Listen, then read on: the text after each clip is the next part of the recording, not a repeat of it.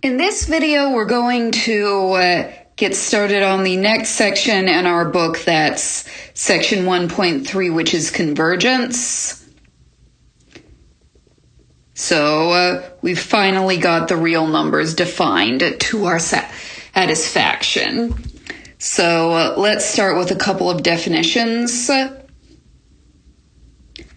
So an open interval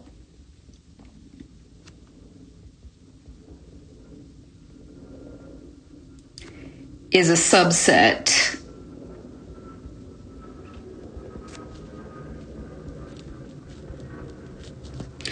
I of R that satisfies one of these four conditions. So for now, we're going to write down the four possible types of open intervals. They're either all the real numbers, they can be half infinite,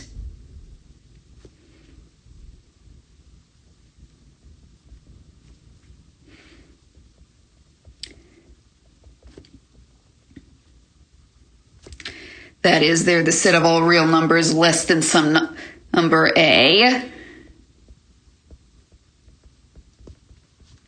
They can be the other half infinite. And I'm sure you already recognize this notation, but we're just going to write it down very carefully. So we can pin it down with the proper rigor for this course.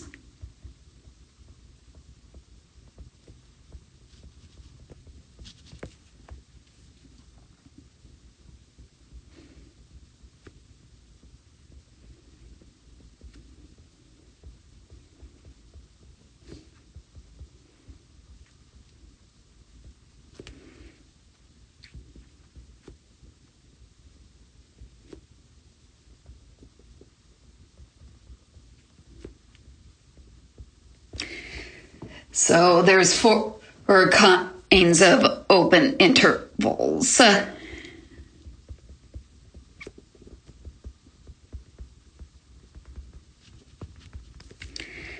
right. So now let's talk about what a sequence is.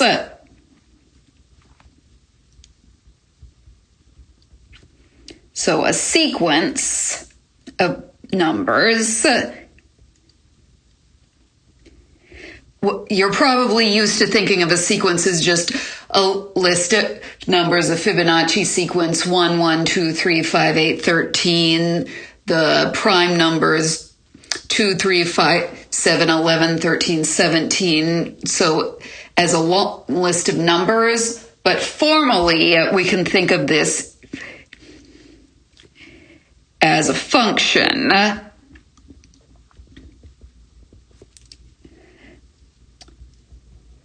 Whose domain natural numbers. A sequence of real numbers is a function from the natural numbers to the reals. A sequence of rationals would be a function from the natural numbers to the rationals, and so forth. Let's go ahead and say our function's name is A and not F. And then we often write A sub n for, instead of writing A of n. Functions are really the ways to make sequences rigorous, but a lot of times we just write them as A sub n just to nail things down. So here's some examples. So if A of n is 2 to the n minus 1, so A sub 1 is 1, A sub 2 is 2, A sub 3 is 4. And then often we write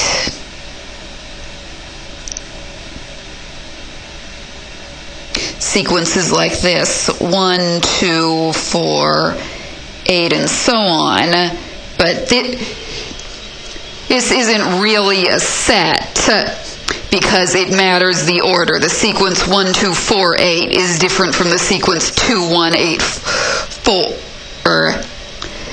And you're allowed to have repetition and so on. So let's put down, so this section is called convergence. So let's write down definition 1.3.1.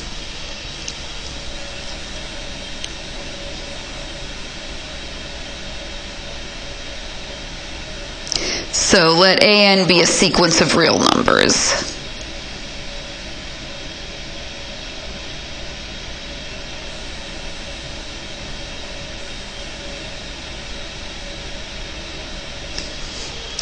And then we say that AN converges to A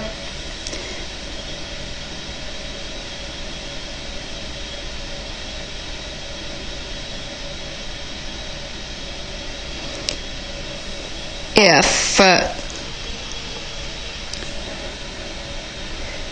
for any open interval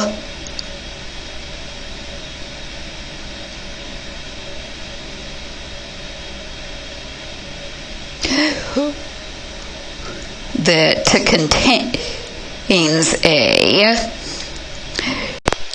we have that at most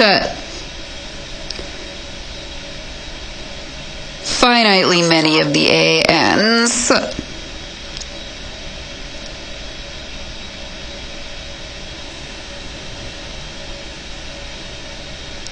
are not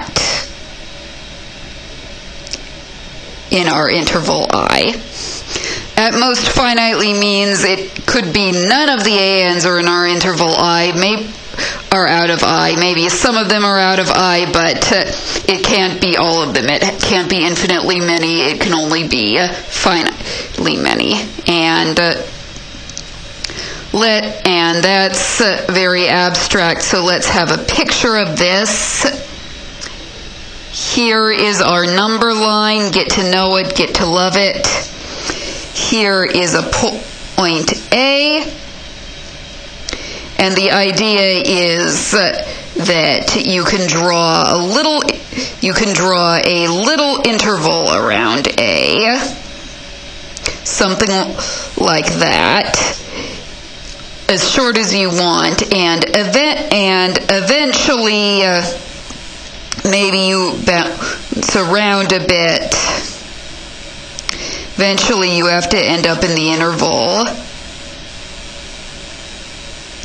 You might bounce outside once in a while, but you have to eventually end up in here. Almost all of them have to be in I, and for convergence that would work if you had a smaller interval or an even smaller interval.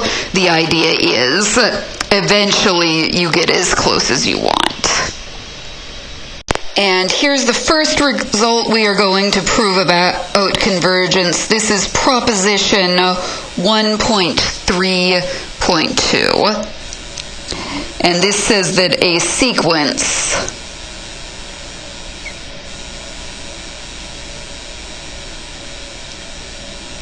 converges to at most one point.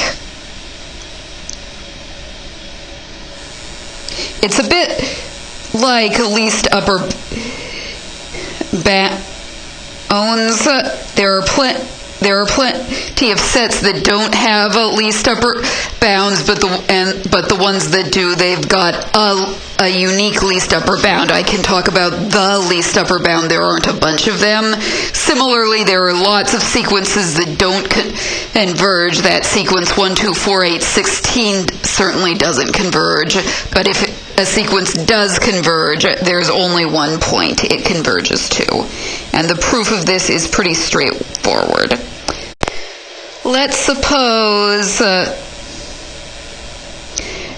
AN is converging to A, and that B is a real number that is not equal to A. And let me draw the number line again. I think that'll make this clearer. So here is our A, and here is our B. In this picture, B is bigger than A, but you could do it the other way. So let's define two intervals that look like this. I and J. And then we can, so I'm going to let I be the interval from A that goes from A minus, let's take the absolute value of B minus A and divide it by 3, A plus the absolute value of B minus A over 3. And then notice that B and A are not equal to each other, so their difference has to be positive or negative. If their difference was 0, they'd be the same point. And so this is in fact an open interval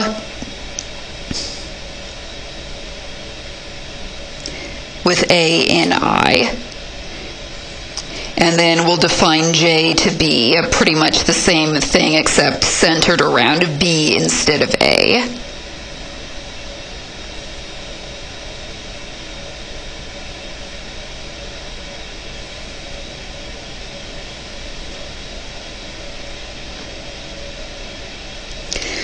All right, and then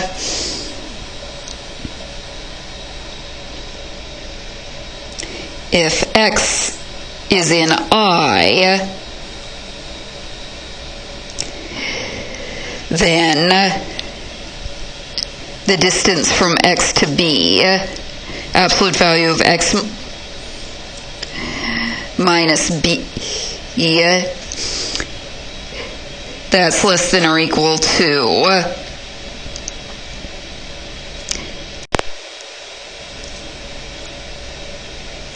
the distance from B to A minus the distance from X to A.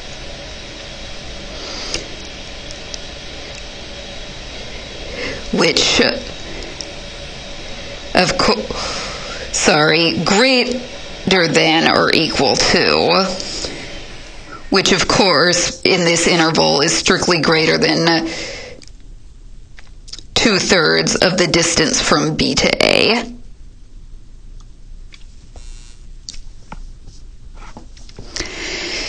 All right, so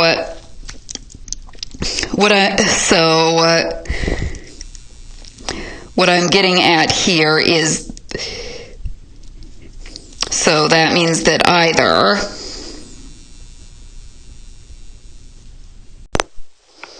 so let's similarly if Y is in J, then Y minus B, it can't be any bigger than this B minus A over 3, since minus B minus A over 3 is less than Y minus B. It's less than B minus A over 3. So X is not equal to Y. So the point here is, in our picture, our intervals I and J are disjoint. The point of all this stuff I have carefully written out in white below the definition of my intervals is that, in fact, they are disjoint. We don't want to go with just the picture. So we've got that A sub n converges to A. So at most finitely many A sub n are not in I. And I and J are disjoint. So at most finitely many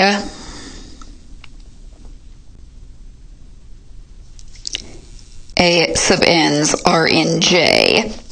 because if you're in J, then you're not in I, and only finitely many of the ANs are not in I. But there are, how many A sub n's? There are infinitely many A sub n's.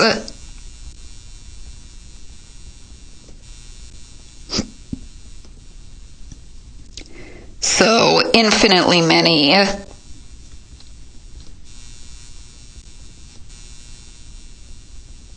A sub n's are not in J. And if AN converges to B, this is not supposed to happen. If AN converges to B, J is an interval containing B, so we need all but finitely many of the A sub n's to be in J. So A sub n is not converging to B. And so we've seen that if A is one limit, no other number can be a limit. So there's only one limit. So our proof is complete.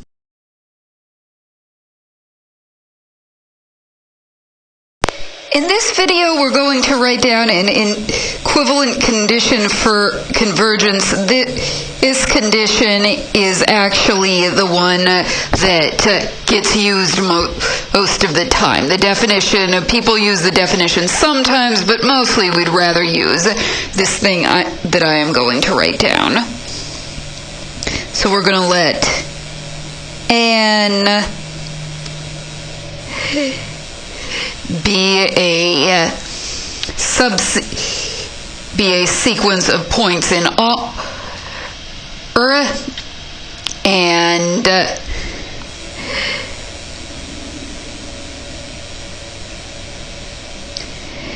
and we're going to let A be a point in the be a real number.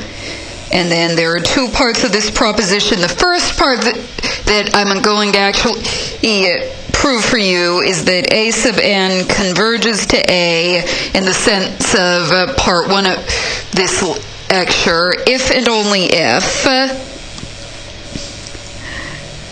for every epsilon, every positive number epsilon, there is a natural number n such that if little n is bigger than big N, then the absolute value of an minus a is less than epsilon. And part B occasionally is useful. The sequence an converges to A if and only if the sequence that's an minus a, so you get a new sequence by taking every an and subtracting a from it, converges to 0. And the proof of part B is going to be left as an exercise, but we're going to prove part A in this video.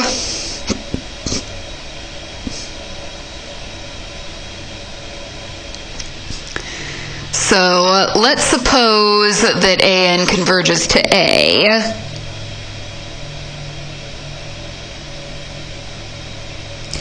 And that is in the sense of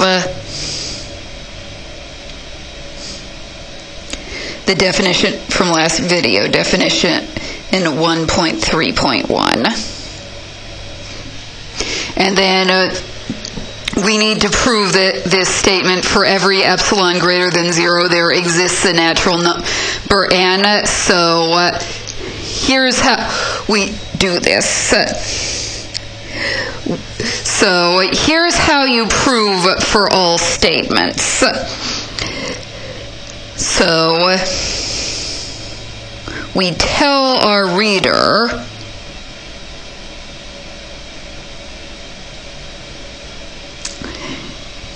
and this thing I wrote in green is not something you have to write down. It's just just trying to give you some orientation towards how these sorts of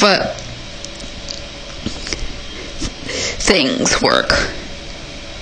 we pick an epsilon greater than 0. So what we're saying is we're trying to prove that this thing is true for every epsilon, so we're just saying, so you don't actually get to pick epsilon. You get to tell your reader or to pick an epsilon, and it's just going to be slightly more convenient to have a name for it to refer to the same epsilon throughout the proof. So we're trying to prove for every statement, so we tell our reader to pick an epsilon, and we're just going to name the one they pick epsilon.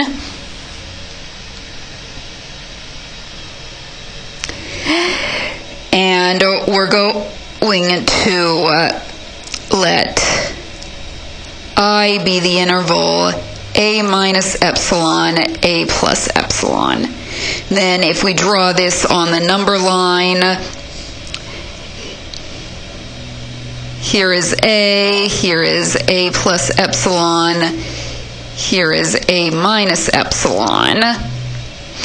Then the points in the middle in here, this interval is as it happens the set of all points. If your distance to A is less than epsilon, you're in this interval. If your distance to A is bigger than epsilon, then you're out of this interval.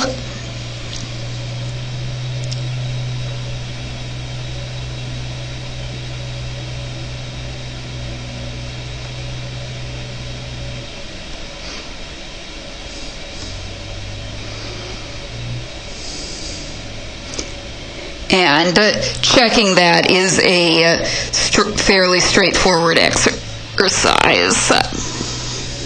You just use the piecewise definition of absolute value and think about the two cases where x is bigger than a and where x is less than a. Then I contains A and is an open interval.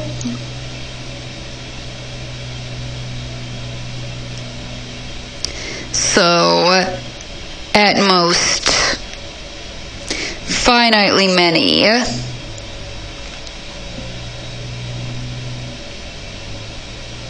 of the A sub n's are not in I.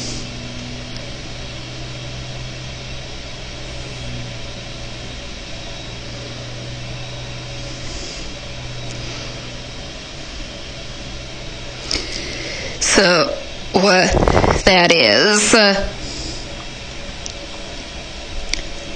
this set, this is the set of all natural numbers such that A sub n is not an I, is finite.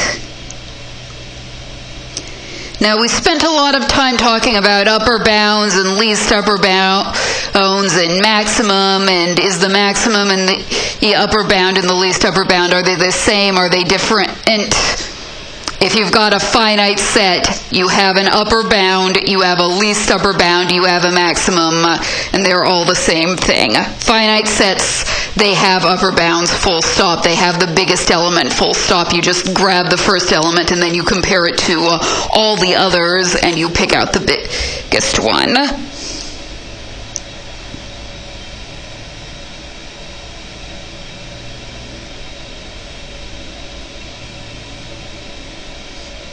So we're going to let n be just the biggest element of x, so n is greater than or equal to n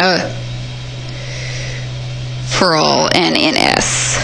Then if you track through the definitions, you see that if n is greater than n, and we're trying to prove the statement up here, we're trying to prove that if n is greater than n, then the absolute value of an minus a is less than epsilon. So, if n is bigger than n, then n is not in S because as n is the maximum element of S. So A sub n, and remember, S is precisely the set of all the n's such that A sub n is not in I. So go through the points. A sub n is in I, which we remember is A minus epsilon, A plus epsilon. It's the set of all real numbers whose distance to A is less than epsilon. And so A sub n minus A is less than epsilon. And this this stuff I've written in green here is precisely the stuff we were trying to prove. This is an if and only if statement, so we need to prove the converse. So let's suppose this condition 1.3.3a is true. And we're going to let I be an open interval with A inside it. And what we're trying to prove, of course, is this finiteness condition. So, if I is the real numbers, there is nothing to prove.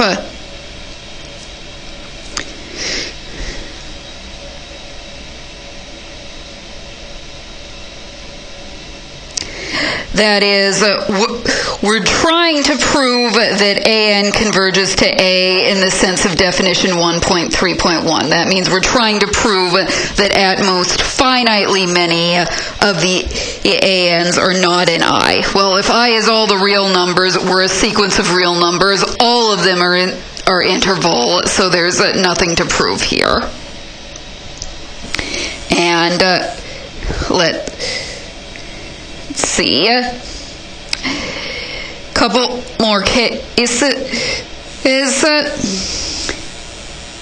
If I is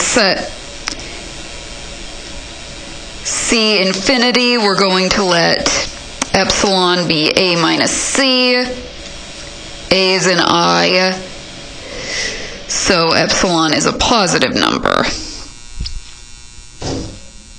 And if I is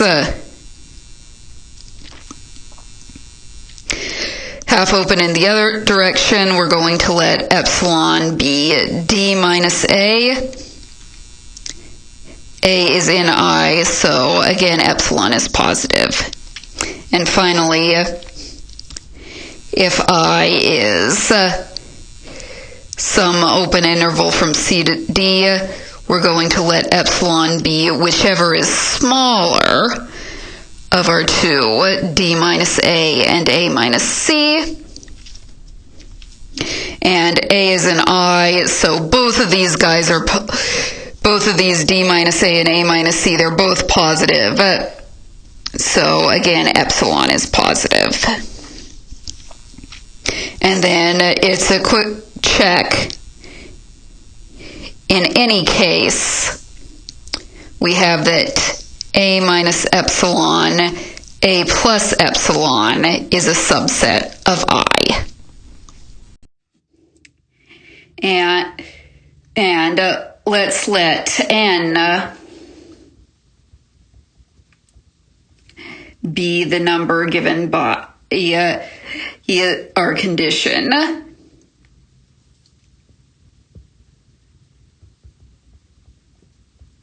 That is, we're assuming that some number N exists with this property that all the N's are close to A if little n is bigger than big N. Let's just let big N be the name of that number. then at most n, meaning finitely many,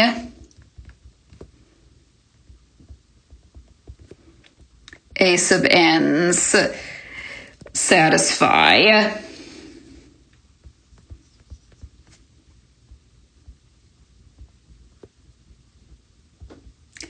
are not in this interval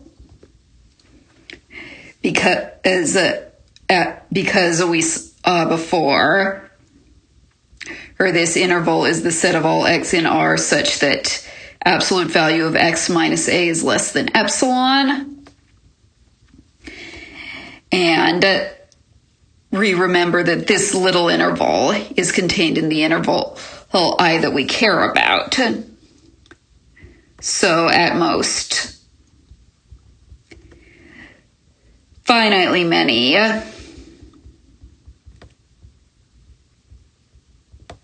a sub n's are not in the big interval I we care about. So a sub n converges to a in the sense of definition 1.3.1.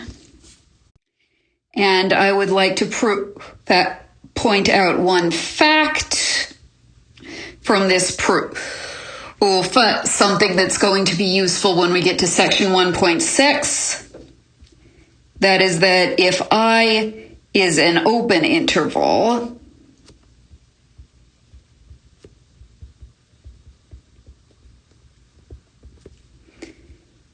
and a is a point, a real number in I, then there is a real number epsilon greater than 0 such that the set of all points x in Rn whose distance, where the absolute value of x minus a, that's often called the distance from x to a is less than epsilon. That's a minus epsilon. A plus epsilon is a subset of I. And that's going to be helpful to us in section 1.6. In this video, we're going to prove a couple of straightforward results about convergent sequences. The first thing is I want to state the following example. So we're going to let an be a sequence of points in the real numbers and a real number. And if an converges to a, then the sequence is bounded. So any convergent sequence is bounded. Doesn't really matter what our target point A is, it's just the argument for this is going to be a little bit more straightforward if we have a name for it. And the proof of this is pretty straightforward. So,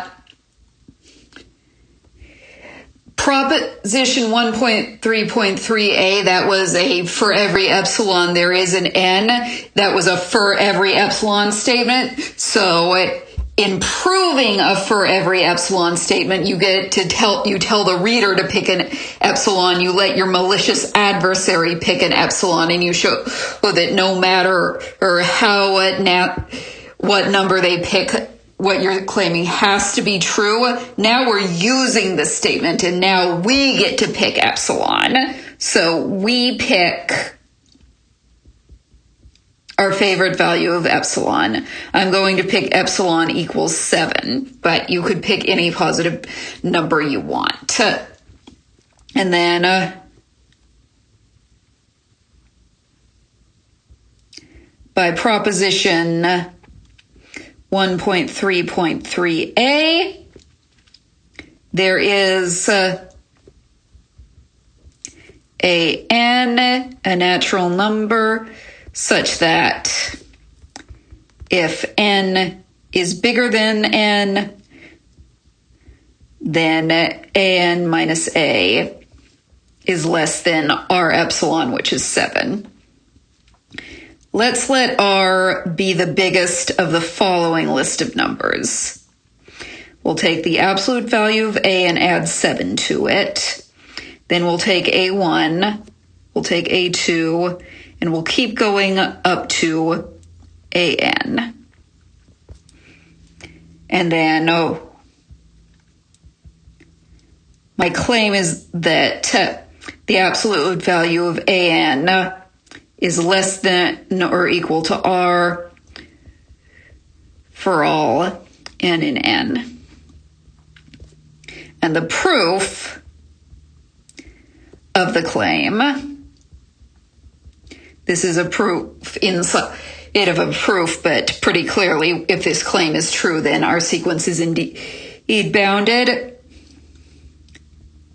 If N is less than N or equal to our capital N, then absolute value of AN is less than or equal to R because R is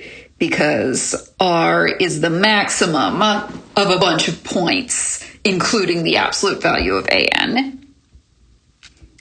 And conversely, if R little n is bigger than N, then AN, by our triangle inequality, that's AN minus A plus the absolute value of A. And by assumption, AN minus A is less than 7. 7 plus absolute value of A is less than or equal to R. So in this case, we're in fact less than R. R is finite. It's the maximum. You've got finitely many numbers. You've got big N plus 1 numbers. And we said before, obvious fact, if you've got finitely many numbers, the biggest of them is a finite number.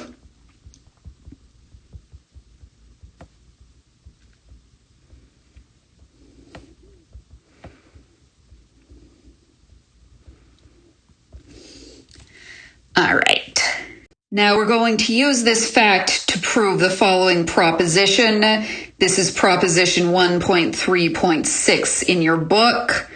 And this is about things you can do if you've got two sequences. So let's suppose you've got two sequences. We're going to name them AN and BN. You've got 2 points A and B, and we're going to suppose AN converges to A, BN converges to B.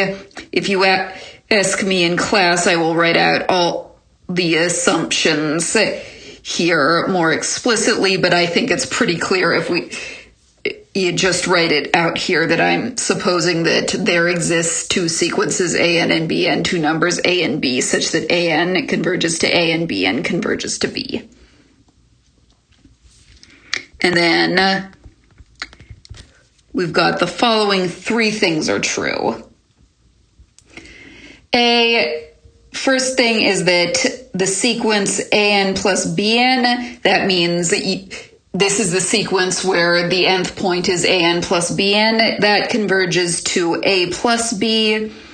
And if you want, you can say AN minus BN converges to A minus B. And that one is an exercise that the proof is straightforward. We're going to prove the similar result for products, which is going to be a little bit more work. And the last one is that is the same thing for quotients. If B is not equal to 0, then Bn is not equal to 0 for all but finitely many B. Maybe we should say there is a natural number n such that if r little n is bigger than big N, then Bn is not equal to 0 either, and the sequence An over Bn converges to A over B. And now, this is sort of a tricky thing about sequences is we've been thinking of sequences as always starting with 1, but technically you can start them anywhere. Or you can start them at any natural number. So we generalize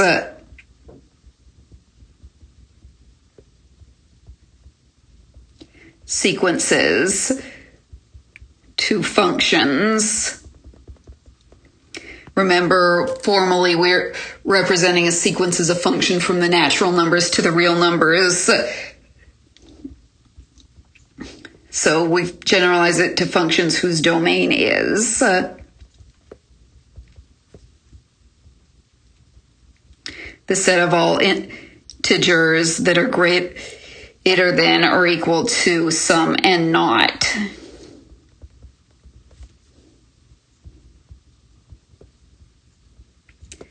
That is, things that look like a n naught, a n naught plus 1, a n naught plus 2, and so on and so forth. And I'll point out that converging to a number that sort of depends on your tables on it's saying what the sequence does if you go far enough out. If you've got some bad behavior at the beginning, that's okay. For example, in case C, we've got some elements that don't exist. Our sequence starts at capital N because that's when we're sure it's legitimate to divide by Bn, and we don't care that there's some sort of missing terms at the beginning. Okay, so let's prove part B and C.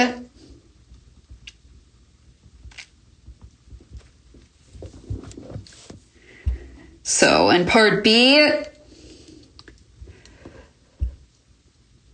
let's write that this way. And Bn minus AB. That's less than or equal to and Bn minus and B plus and B minus AB. That's the triangle inequality, and then remember the absolute value of the products is the product of the absolute values. So what this is equal to is the absolute value of An, and then Bn minus B, and then absolute value of B, and then An minus A. Now, we want to use our proposition 1.3.3a. We want to show that A and Bn converges. That means we want to prove that for every epsilon, there is an n such that A and Bn minus AB is less than epsilon. We want to prove a for every epsilon statement, so that means we have to direct our reader to pick an epsilon. So our malicious adversary gets to pick epsilon. You don't. So this is for showing that A and Bn goes to AB. All right. Now we know that An converges to A. So that means we get to pick the epsilon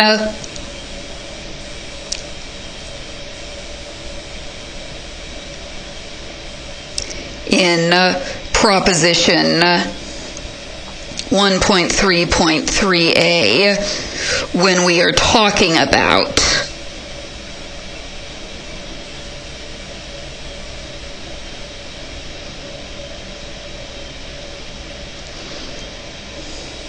the sequence An, which converges to A. We don't get to pick epsilon for, or and Bn converging to AB, because that's what we're trying to prove is happening, but we do get to pick epsilon for An converging to A or Bn converging to B because we know that is true. So we're going to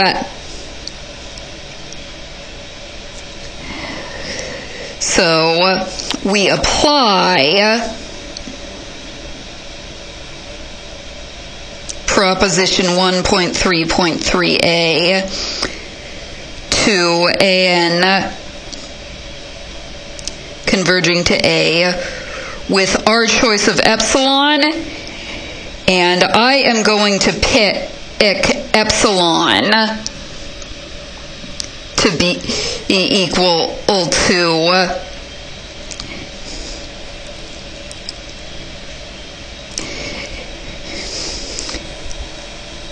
with epsilon to be the epsilon we picked earlier divided by 2 absolute value of B. And so what does this mean? It means we're allowed to write the following statement. Let N1 be the natural number be such that if little n is greater than n, then An minus A is less than epsilon over 2 absolute value of B. Actually, I'm going to go ahead and add 1 and to that. It won't hurt anything, and I can be absolutely sure I'm not dividing by 0. And by proposition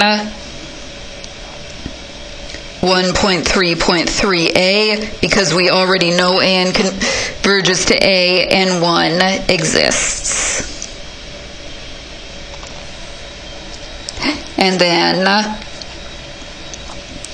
this second piece here, the second piece of our An Bn minus AB, if n is bigger than our N1, the absolute value of B times An minus A, that is less than epsilon over 2. And we're trying to show that our entire right-hand side is less than epsilon. And we've got 2 pieces, so let's make sure one of them. So we're showing that our second piece is less than epsilon over 2.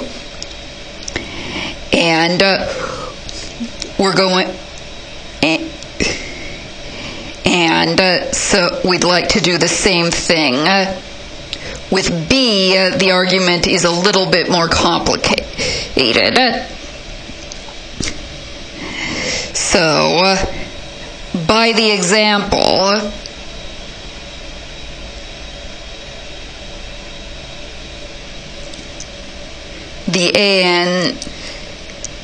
the sequence of ANs is a bounded sequence, and let A be a positive number, be such that An is less than A for all n. And we're going to let N2 be a natural number, be such that if n is bigger than N2, this was N1 up here, sorry, then Bn minus B is less than epsilon over 2 big A. And since I said A was positive, I can just stop there. And then we let capital N be whichever is bigger, N1 or N2. Then if little n is bigger than capital N, then An Bn minus AB that we saw from above, that's less than an, and then a bn minus b, plus a b, and then an an minus a, and then we put a capital A here because all the ANs are less than A, and then we can put an epsilon over a 2A here instead of our bn minus b because little n is bigger than big N, which is at least n1. And then we can put an absolute value of b and then an epsilon over 2 absolute value of b plus 1, which is indeed less than epsilon. So by proposition 1.3.3a, AN BN converges to AB.